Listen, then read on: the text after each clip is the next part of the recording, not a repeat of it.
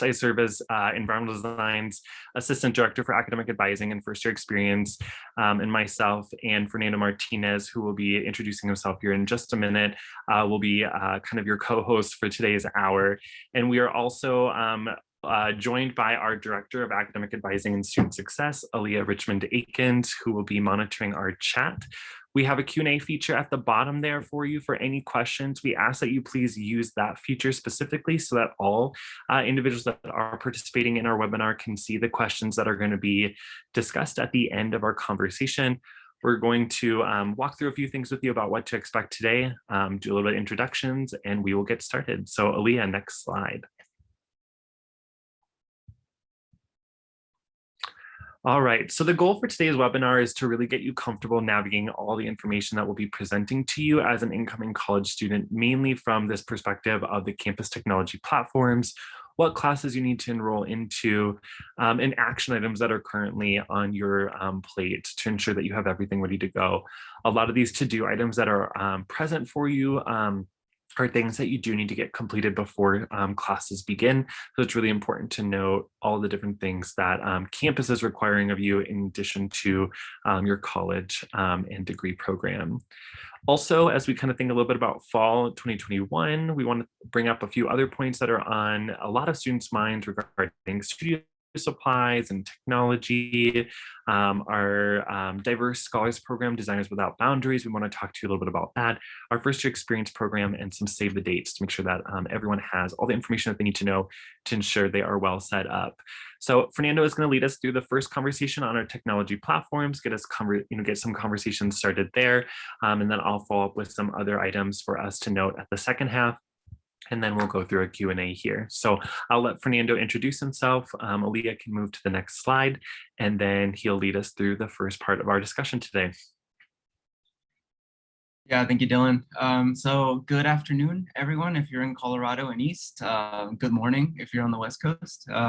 Like Dylan was saying, I'm Fernando Martinez. I'm the Recruitment and Advising Coordinator with Environmental Design. And Dylan's title is there underneath his name. Don't let those titles fool you. I have received the questions of, well, you're a coordinator, or like Dylan's an assistant director.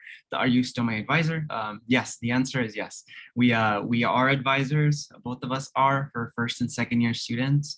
And we do other coordination and items within our program, but we are your advisor. So we will be with you for the first year and the second year. So a little bit about myself. I'm an advisor. I'm also the recruitment coordinator. So some of you might have met me as you were deciding to become a student with environmental design. I do a lot of the recruitment events and host some of those sessions. And then I'm also the coordinator for Designers Without Boundaries. Kind of like Dylan was saying, it's our student support service program for first gen and historically underrepresented students and student allies of those communities. It's a really amazing program, and we're going to talk a little bit more about that program. And we'll also share out the link on how to apply to it as well. So I'll jump on to the next slide, and I'll start telling you about steps that you need to complete before registration. So currently and right now, you should have or are getting really close to completing your online experience. If you have not completed that yet, we recommend that you complete it as soon as possible. It does take a little bit of time, so please allow yourself some time to complete that online experience. They are going to be different modules that you have to go through. And then at the end of the online experience, there's going to be a little bit of a quiz there for you. It's going to walk you through how to register for classes. It's going to tell you how to set up a meeting with your advisor, so Dylan or myself, depending on who you're assigned with. So please make sure that you are leaving some time for that online experience. We also included the link here on how to access that online experience. We're going to put that link on the chat for you so that you can just click it and it's going to take you directly there. Once you do get to that link, you will see a black box like the one that's pictured here. We captured it directly from the website, and you can click on that gold link there that says online experience, and that's going to take you directly to that online experience. The next thing, the next really important thing is that you do need to pick an enrollment window. That window are given out by 2-day increments. So July 15th is when it starts. So July 15th and the 16th, that would be one enrollment window. And then it goes on to the next week and so on and so forth until August 3rd. That is really important because without an enrollment window, you will not be able to register for the classes that you need this fall semester. And we'll be covering that here in this presentation as well. On your enrollment window day, so let's say that you are enrolling on July 15th, for example, that your registration, you would be able to register starting at 8 a.m. that day, Mountain Standard Time, and it will close that second day at 11:59 p.m. So if you're on July 15th, opens up at 8 a.m. July 15th, and then it would close on July 16th at 11:59 p.m. So we always strongly advise for you to pick a registration window or enrollment window that works really well with your schedule. Make sure you don't have any travel plans. Make sure you're gonna have Wi-Fi access so that you can log in as soon as you can that day and register for your needed classes. So again, we're gonna put this link in the chat to kind of give you a guide if you need that. So next slide. Okay, so those are probably the two most important items that you should be completing or should have completed. After that, you will need to complete your writing assessments, and that writing assessment is if you still need to complete a lower division writing class. So let's say that in high school, you did not do an AP writing class, an IB writing class, or a college dual enrollment. If you did not complete any of those while in high school, then you will need to take writing here in the fall semester with us at ENVD. So your first step is to take the writing assessment. This writing assessment is almost like a placement exam, just to make sure that you are at least at this level of a writing class. Once you complete the writing assessment, you will be able to register for either writing 1150, so WRTG 1150, or alternatively, ENVD 1150. Either one of these classes count as a writing requirement. The big difference is that the ENVD 1150 course is taught by an ENVD faculty member. Also, the themes are going to be about writing for environmental designers, and everyone in your class will be an environmental design student. As opposed to the writing 1150 class, that's a campus class. It's taught by the writing department, and a lot of the students in that class will be from other areas of campus, so arts and sciences, maybe business, engineering. They're going to be just a big variety of different students that you would be in that class with. They're both amazing options. They're both really great. I think it's just going to come down to a matter of time and preference, essentially. The other big question that we get is what other placement exams do we need? So there is a math placement exam. However, if this one is required for architecture majors only, and that's because architecture requires math of a pre-calculus or calculus. So it's one or the other. So if you are an architecture major, you will want to take the math placement exam because you will need to take pre-calculus or calculus, unless you have completed that already in high school with IB or AP. And you can meet with your advisor, so Dylan or myself, and we can check that for you, or we can help you in determining if you still need that pre-calculus or calculus class. Keep in mind that if you know already that you're not going into architecture and your mind is set on landscape architecture, urban planning, or product design, essentially if you're not doing architecture, you do not need the math placement exam, because those majors, landscape planning and EPOD, they require statistics.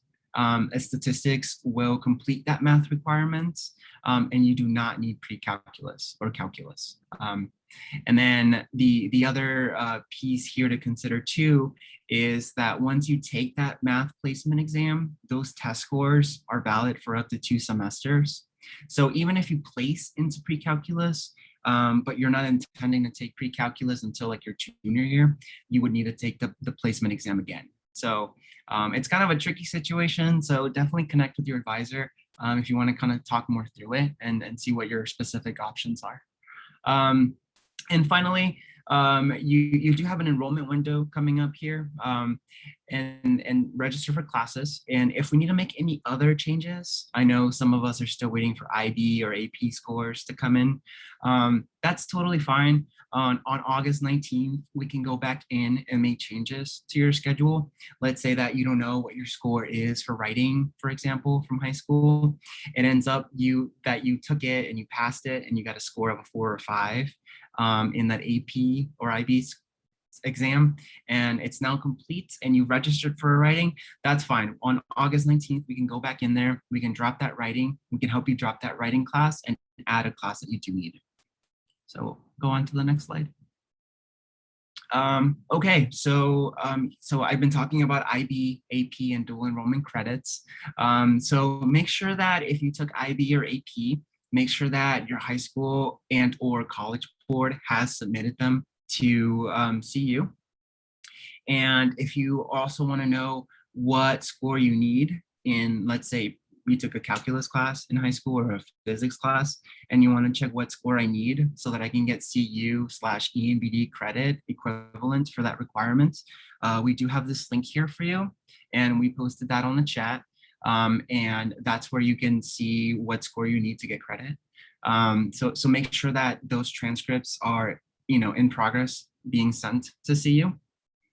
And the same thing, if you're doing dual enrollment, so if you're in high school and then also enrolled at a college or university while in high school, make sure that you're getting those transcripts from that college or university as well, and that you're having them sent over to CU. And we also have this link here that we're going to post in the chat, and that's going to give you a little bit more information on how to get that process going and how to transfer those credits to CU. And of course, we always highly encourage you to connect with Dylan or myself for an appointment, a meeting, so that we can go over some of these details with you. So next slide. Okay, so some of you have already met with Dylan or myself, and if you haven't, please connect with us. But now that you know that you have some classes to register for, I just kind of wanted to walk everyone through how you go about registering when your registration day comes. So if it's July 15th, for example, that's the first window. This is kind of how you would go about registering. And there's really two ways of doing that. One way is to go in directly into your Buff portal. And that's here in the white background screen, log into your Buff portal. So you're gonna log in, use your identity key and your password, and then continue. And then I'll kind of show you what that looks like. The other way is to go directly onto classes.colorado.edu. This is called the beta version. And it's another way to go ahead and register for classes. It's just essentially like two different tracks that you can go about doing it. So next slide.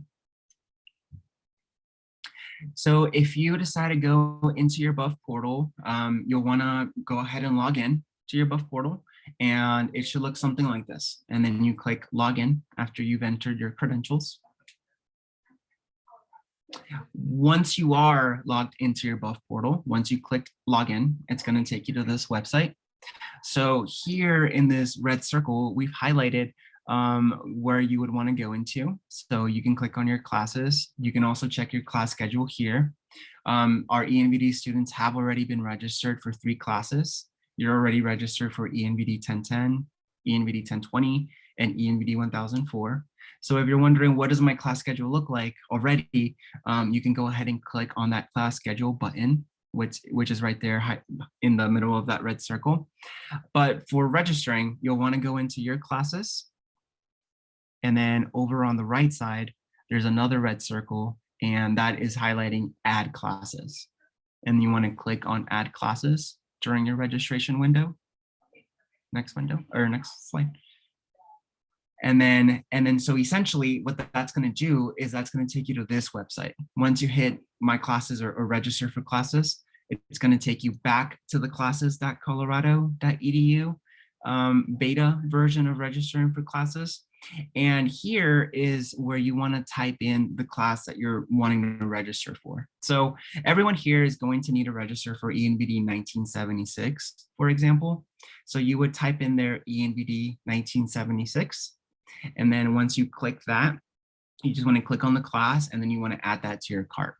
The following step after that would just be to confirm the registration, and then that would enroll you in that class. And you want to do that for every class. So the other class that you'll need to take is ENVD 1002. So you'll also want to look up ENVD 1002 and add it to your cart and then register for that class. So you could go through the BUF portal, which will take you back to classes.colorado.edu, or you can go into classes.colorado.edu directly and then search for those classes that you need to register for, starting on your registration window.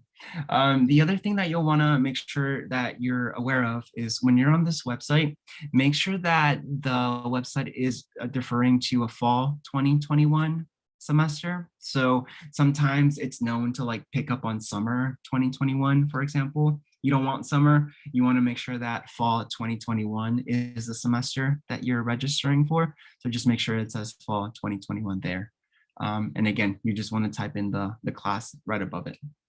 So next slide. Okay, I'll pass it back to Dylan. Thanks, Fernando. And as Fernando said too, like you're getting used to these platforms. If you are hung up on any step in those spaces, feel free to reach out to us. We're here to help you navigate that. I always use this term where you're a co-pilot. You're in that driver's seat. We're sitting next to you, and we want you to feel comfortable with these spaces, which is why we're walking through these tips and tricks. So there's a lot to process through there. And if you're feeling overwhelmed or unsure, feel free to reach out to us, and we will make sure you feel confident. All right, Aaliyah, let's go on. So as Fernando kind of mentioned, you have already been automatically enrolled into 3 courses. Your 2 studios, which is Intro to Environmental Product Design, Environmental Design 1010, and then Environmental Design 1020, which is Introduction to Architecture. Our studios are on an 8-week time frame. So that means that product design is going to be for the first 8 weeks. It'll start on August 23rd, your first day of class, and go to the first week of October. And then you will wrap up that class, you'll receive a grade, and then in the second week of October, we will begin Intro to Architecture, and that will carry you on until the end of the semester.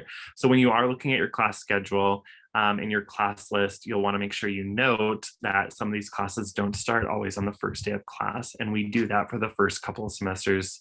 So you get an opportunity to get exposed to all 4 of our majors before you pick the major that you're going to pursue with our environmental design degree.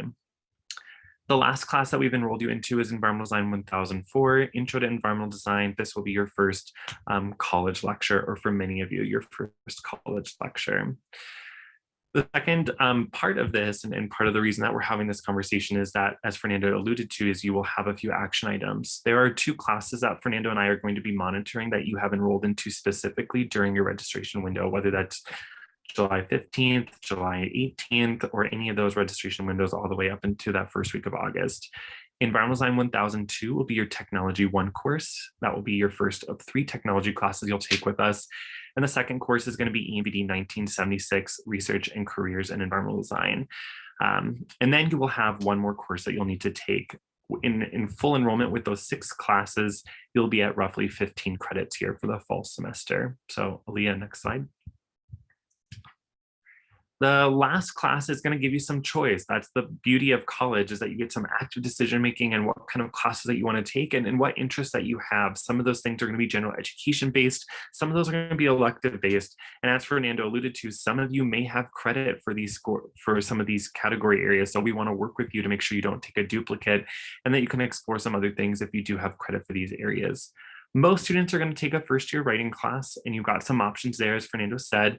Other students may have credit for writing and may end up moving forward into an arts and humanities or a social science. That is a pretty lofty set of classes. There's a lot to choose from there. We can work through with you specifically on the ways to kind of filter that down a little bit more should you have that writing credit. I do want to note as well that if you do have AP or IB scores for any general ed, or if you're pursuing a residential academic program or what we call a RAP, please work with us first, as you may not actually have 1 more class to pick on your schedule. It may automatically be put in there for you based on how the RAPs specifically work. So something for us to note and make sure that we talk to you about, should that apply to you and you have not yet met with your advisor. Okay, Leah, next slide.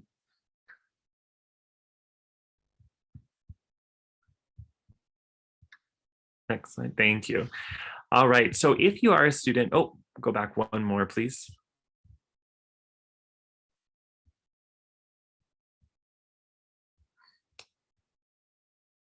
It's not always easy to navigate these slides when you're on the back end. Thank you. If you are on that class search page, oh, we're going back and forth here. Essentially, if we're on that class search page, at the bottom there is an advanced search option that says general education search areas, and you're going to want to look for arts and humanities and social science. So what we're just essentially showing you is how to find that. There it is on the bottom left, and that essentially will give you the opportunities. So if you look at the bottom left, we've screenshot that specific scroll down area. That will allow you the opportunity to look at arts and humanities and social science. And then that will populate a larger list of classes for you. At the top there under title, subject, or keyword, you can enter in key phrases for classes that you have really enjoyed in high school. A lot of students ask us, what are the best classes to take in these areas? And the question we always respond with is, what have you enjoyed thus far? Fernando and I aren't going to be taking these classes. These are things that you need to take. So we really want to explore what your interests have been so we can align a class appropriately. We definitely have recommendations for areas that you might have interest in, but surely they are more just things that we have heard, just to ensure that you have some places to navigate that without us telling you this is the best arts and humanities course or this is the best social science. So just keep that in mind as you're going through this process. We're happy to be a referral point, but we are going to ask more questions to really help pinpoint that process so you can answer that question for yourself. All right, next slide.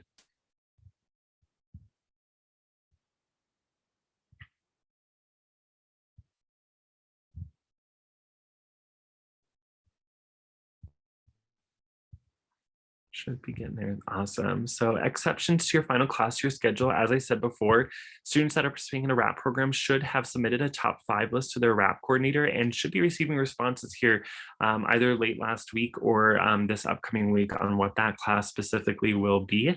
If you have AP, IB, or transfer credit, that always doesn't populate on our side right off the bat. And also don't discredit it. Even if you're a design student and you took AP chemistry or AP psychology, you might think to yourself, well, that doesn't apply to a design degree, therefore I don't think I have credit for it. You absolutely do deserve to have credit for it. You've worked hard for that class, and we'll talk you through how that credit will apply. But there's a lot of reasons why you should submit every class that you have available credit for, even if it's not a direct application to the design school, it's still something that you should submit because we want to have documentation record of that, so you don't have to repeat anything you've already received scores for. So don't hesitate if you have the 3 or higher, go ahead and submit that, and we've provided you that link so you can really assess what you're already receiving credit for. If you're not seeing that particular AP or IB exam that you had at your school that's on that list, work with us and we'll talk through what that exactly means. Okay, next slide. So we just want to talk a little bit about what to expect from fall classes. We've received a lot of conversations or questions from from students and their families about, what classes are going to look like for the fall. Here's what we know at this point. Our studios are going to have a remote lecture, which will just meet once a week for 50 minutes. And then our studios, which will be 2.5 hours or so every Monday, Wednesday, and Friday, those are all going to be in person. Particularly right now, we don't have an assigned lecture hall for our studios. That's why you still see that remote designation. The goal is to acknowledge the fact that a majority of our classes will still have that in-person modality, but sometimes we'll see a little bit of these remotes. Because it has a remote and in-person designation, it will say hybrid, but we really want to stress to you that 3 days a week you will be in person in full, and you will have that remote lecture. Because they are tied together, they have a hybrid designation, but predominantly will be in person. Environmental Design 1004, which will be that key first college lecture for you in our design school, will be fully in person.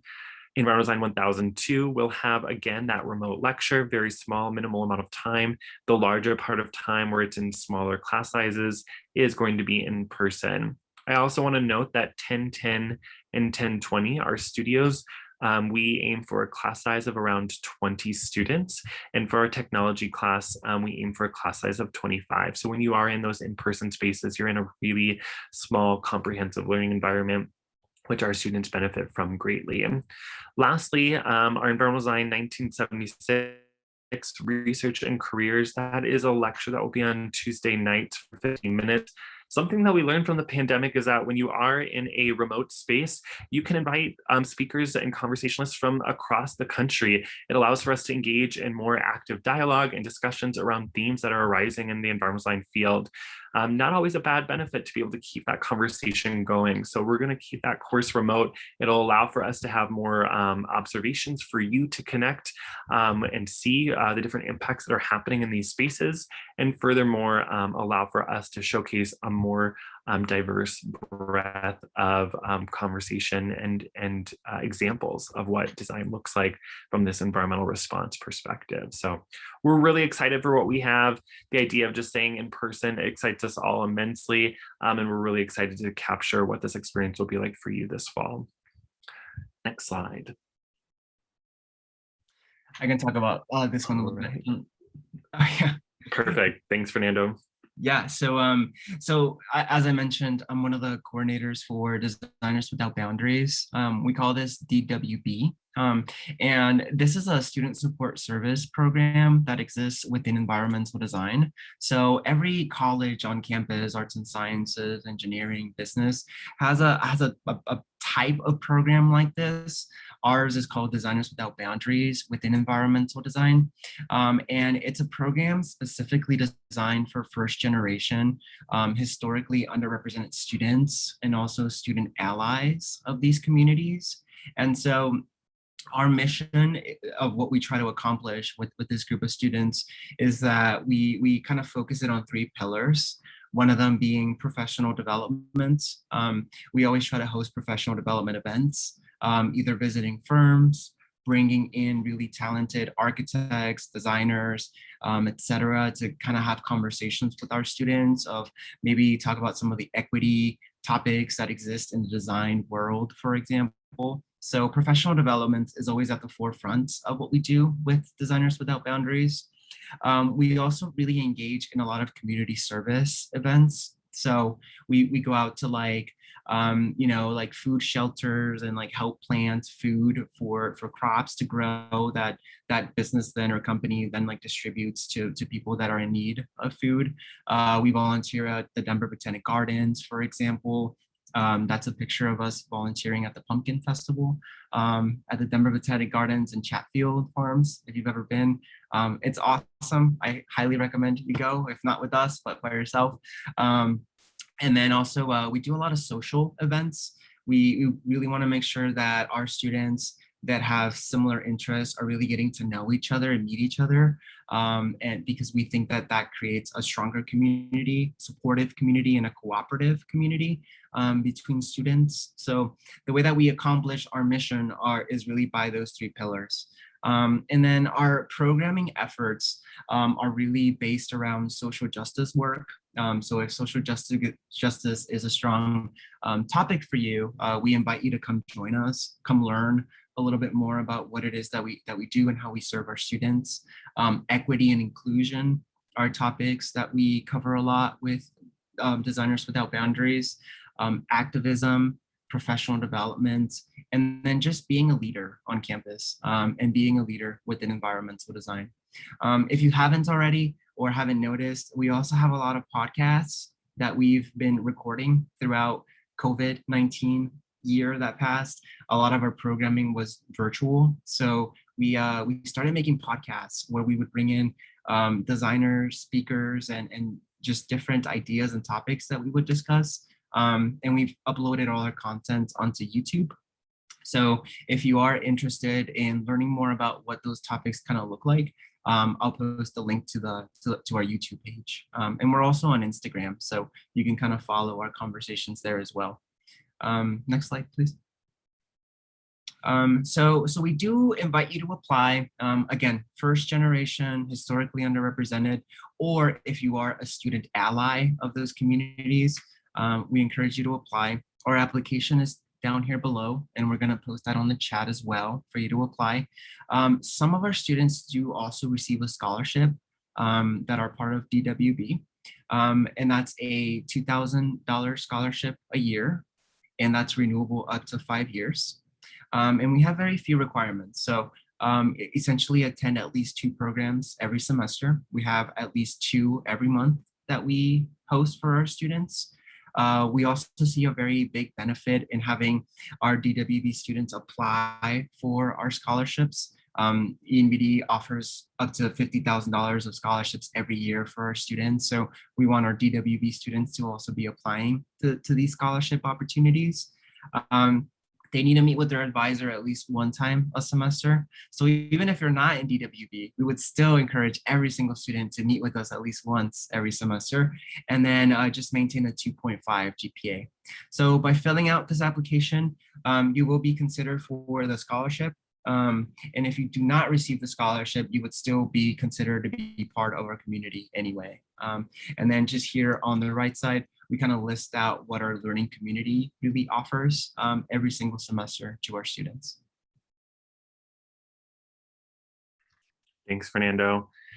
In addition to the Designers Without Boundaries program, we do have a comprehensive first-year experience program that is open to all of our incoming students. While Fernando has a specific pathway for those that are interested in that area or may qualify for those scholarship opportunities, we do not have a specific application for ours. If you are a first-year student coming in, whether that means transfer or right out of high school, you are automatically enrolled as a member of our first-year experience program. And we partner greatly with Fernando's student team to build some comprehensive programming for us to dialogue together. So for us, we really focus on academics specifically for our first-year students. We are concentrating a lot on these nuances and ambiguous components of what it means to be a design student, specifically in terms of expectations for deliverables in your classes. We have a team of 10 student mentors that are a part of your first year experience team, and this is really designed around you with collaborating faculty and our first year advising team. Students that participated in 2 events per month, so any 2 events that they chose that were part of this first year experience program, walked away with a cumulative average GPA of 3.76 last year. Students that did not participate in any events at all walked away with an average cumulative GPA of 2.8. We say this to say that we don't do these programs for ourselves. We truly believe that what we're offering is giving you some insight to be better prepared for the academic deliverables and the pace of what environmental design expects of their students, but doing it so in a way where you can engage and dialogue with upperclassmen students on this mentor team and more comprehensively in this first year group alongside your peers. We focus on social opportunities in terms of getting you connected to those spaces, diversity, equity, inclusion, and allyship. We focus on digital media center and getting technology competencies. And we also focus on getting you partnered with our student organizations within environmental design so you can become an active member and leader within our school as well.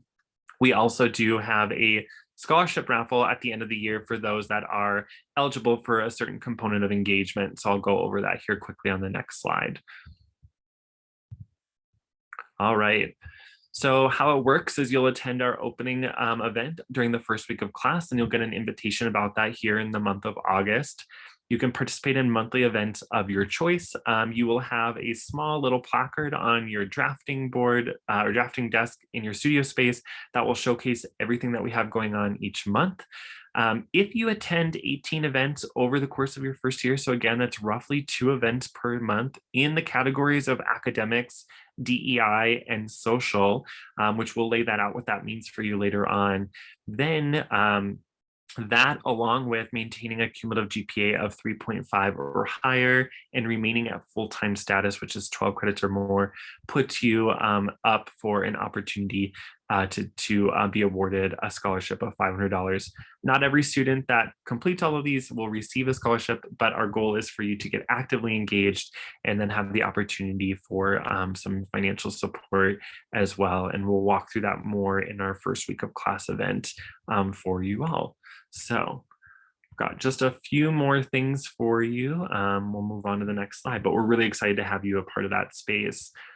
FERPA. So this is just a really quick reminder for all of you that are entering the academic space as a student and for parents as well, that once the first day of classes arrives, which would be Monday, August 23rd, the student records become private. So for students, what that means is that we can only talk to you about your academic experience. And then for parents, what that means is that we, as your child's advisor, cannot specifically address your student and their academic profile unless the student has gone ahead and filled out a FERPA consent release form, which then allows all available parties who have a specific passphrase and have been designated as a party that the student would allow that release of information to, would then allow us to speak more freely regarding anything that might be on your mind. We're always happy to connect with family members outside of the student to address the overall academic experience. But if you're asking specific questions regarding your student's academic record, we are unable to do that per FERPA guidelines. However, we do really encourage you to subscribe to Environmental Design's newsletter. This goes out to parents, family, friends, as well as all of our students. You can stay up to date on everything that's going on within our school and really be sure that you are well connected to the full environmental design experience from your spaces. Looking ahead, we just want to save the date. These are good things to write down or screenshot as we look for the conversation. Your registration date, you should know this. If you don't, that means you either haven't signed up for one or may need to go back and just verify. It should either be a Monday, Tuesday, or a Thursday, Friday. And as like Fernando said, it will begin on July 15th. Some families have been asking us over the summer if there are ways to get connected in person before classes begin. What we are offering is tours will be available at the Environmental Design Building on Mondays and Thursdays, and that's connected to the campus experience. So you'll need to sign up for a campus tour, and then you'd have the opportunity for an environmental design tour as well. And that's all found on our admissions profile. And I think Fernando can put a link in the chat if you are interested in signing up for a specific tour, or you'll be in our area prior to move in. Fall 2021 orientation is going to be August 20th and 21st. That should be right after move-in is completed. And then our first day of classes will be right on August 23rd. So not a lot of quick turnaround time, but during orientation, you'll get familiar with the building. You'll get a tour of our building. You will get access to our technology facilities. You'll get connected with your student cohort. We've got a lot of really fun activities planned for you to get acclimated right off the bat and ensure that you are prepared for all that we have to offer for you for this upcoming term. And I think we have one more slide here.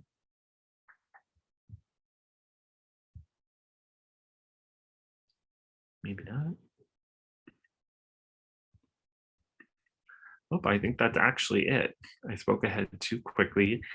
We are going to move into a Q&A session to navigate any questions. If you haven't put anything in the chat and you do have some questions, feel free to do so. And we're going to go ahead and take a look here and see what questions have come up to this point and make sure that everything that you all had on your mind is well addressed. So let's take a look here. See how things are looking.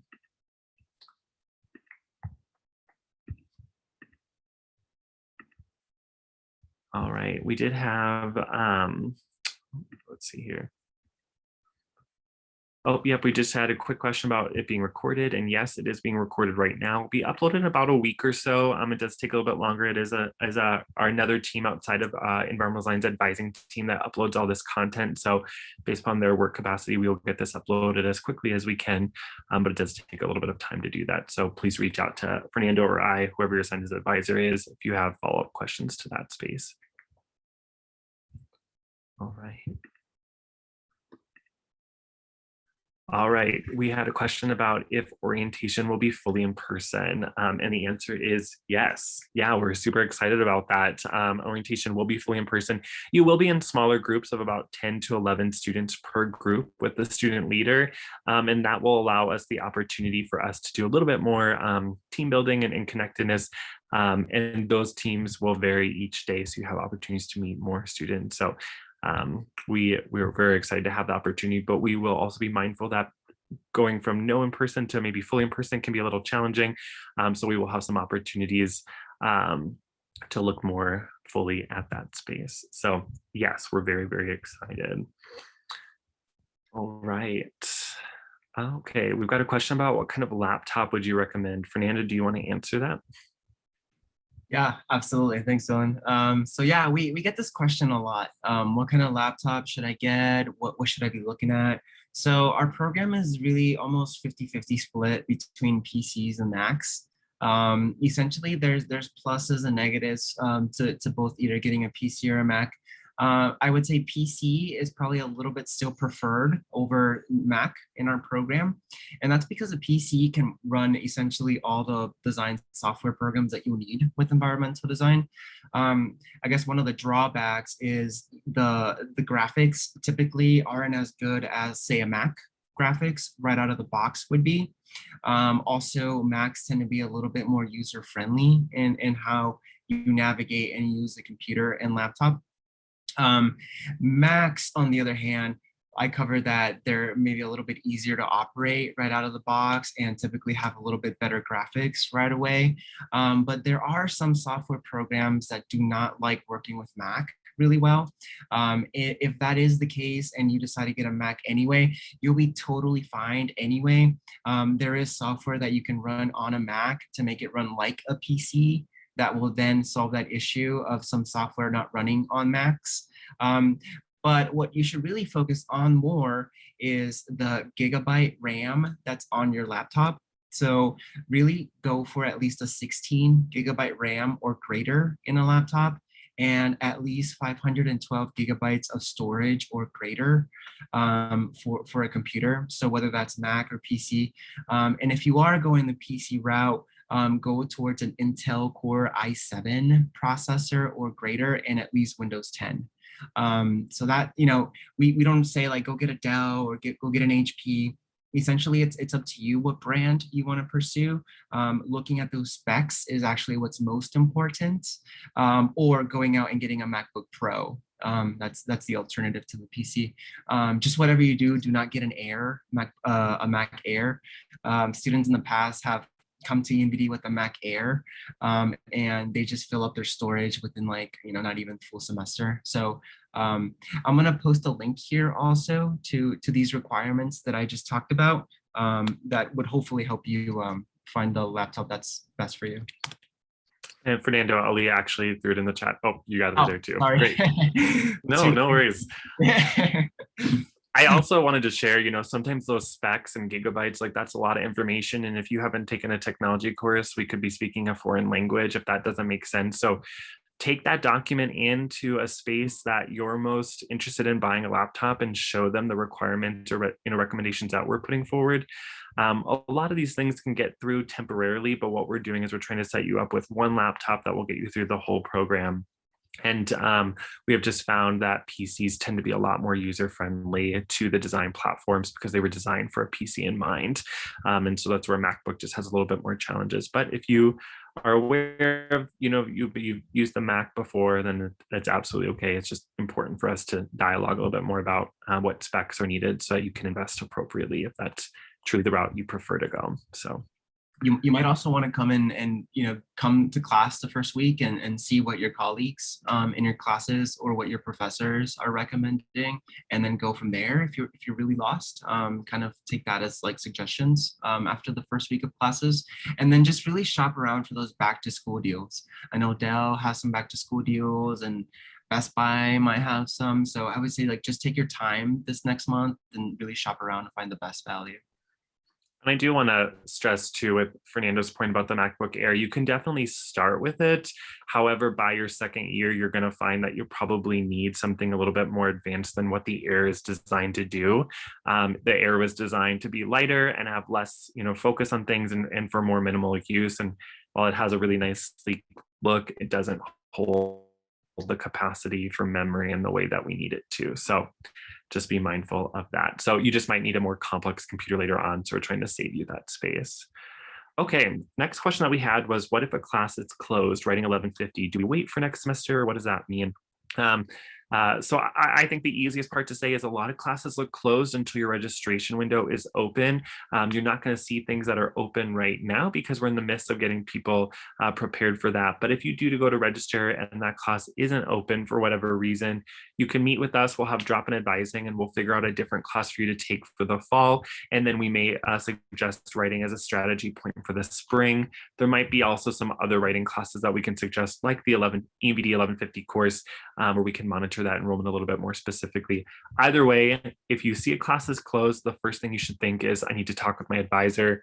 Log onto that Buff portal, find your advisor's drop-in schedule. Fernando and I will be on drop-ins together, so you can see either one of us, and that will allow for us to be able to see as many students during each registration window. So easy, not a problem. We can absolutely figure that out together. So cool.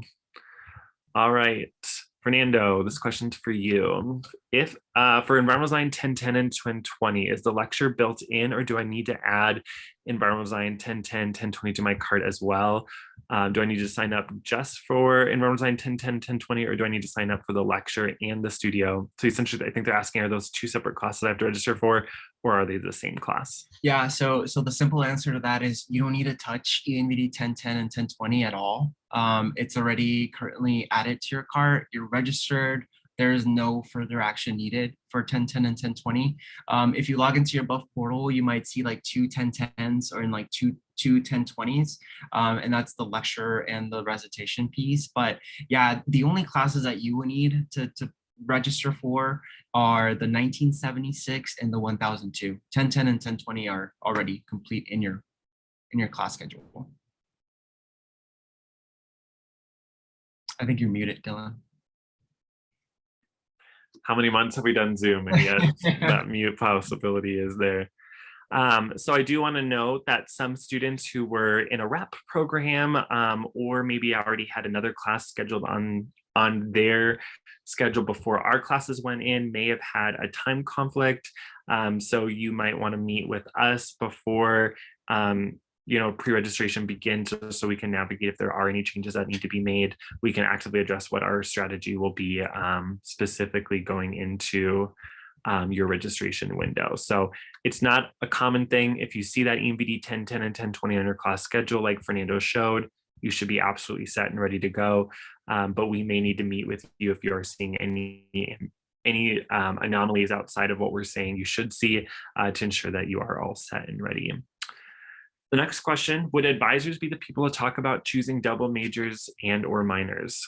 Absolutely. And that is part of our role, is to help you navigate campus. Our role is to help you blend your interests. So if you're an architect that is passionate about designing movie theaters, what minors or certificates will we connect you to so you're better prepared to think about the entertainment industry? If you're really passionate about what a home is looking like now that we're in this post-pandemic space, having an office might be just as important as having a kitchen, and what spaces would you want to think about from a psychology or a sociology standpoint, or designing for different communities, and thinking about being more culturally aware as an architect or a landscape architect, and those cultural influences.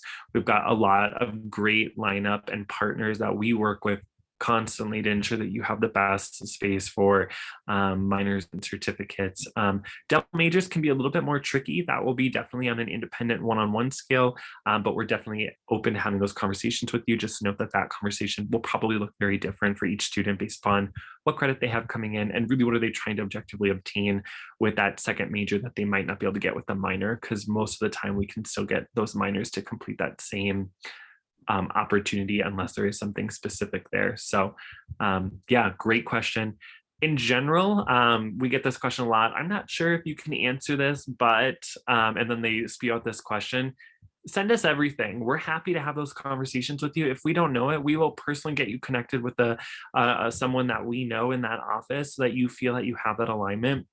We never want you to feel that you don't have a resource of connection. That's what Fernando and I pride ourselves in doing, is really being that frontline resource for you all. So we will continue to be that space for you. So do not hesitate, even if it's non-academic related. We'll be honest if we don't know the answer, but we'll work with you in finding the solution. So no issues there at all. All right. Is there a way to see the transcripts or test scores that CU has already received from us? Fernando, do you want to take that?